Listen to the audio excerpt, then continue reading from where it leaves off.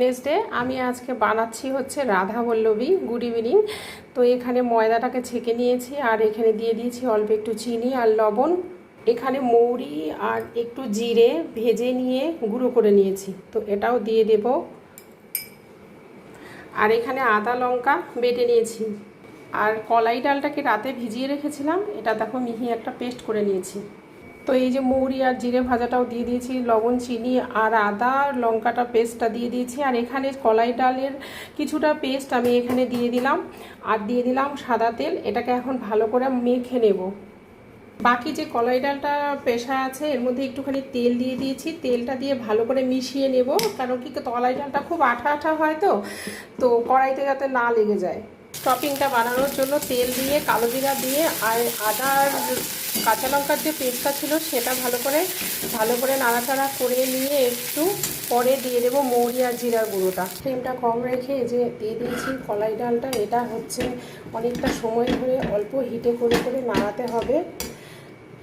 ময়দার ডোটা রেডি হয়ে গেছে, এটা এখন ঢাকা দিয়ে কিছুক্ষণ রেখে দেবো।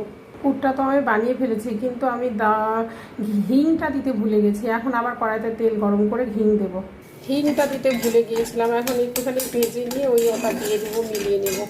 রাধা বল্লভীটা যে বানাবো তার সাথে আজকে আমি আলুর দমদম কিছুই করিনি, তাই জন্য এখানে একটা চাটনি বানিয়ে নিয়েছি। আমি আজকে এক্সট্রা পেঁয়াজ দিয়েছি। পেঁয়াজটাকে ভালো করে ভেজে নিয়ে এখানে তিল আছে, বাদাম আছে, পুদিনা পাতা আছে, আর দিয়ে দিব অল্প টমেটো আর দই। কিছুটা ময়দা গোল গোল করে গুলি করে নিয়েছি। আর এখানে যে কলাই ডালের পুরটাকেও আমি গোল গোল করে নিয়েছি। এখানে একটা বাটি বানিয়ে নিয়েছি, এর ভেতরে এরকম করে ঢুকিয়ে নিয়ে বেলে তারপর ভাজবো।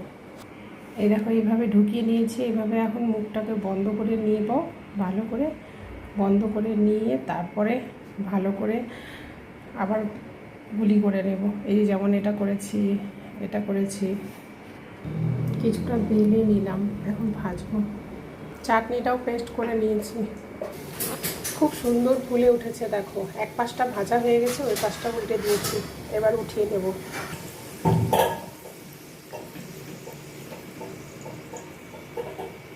খুব সুন্দর ফুলে গেল। এটা সেকেন্ডেরটা। এবার এদিকটা উল্টে দেবো।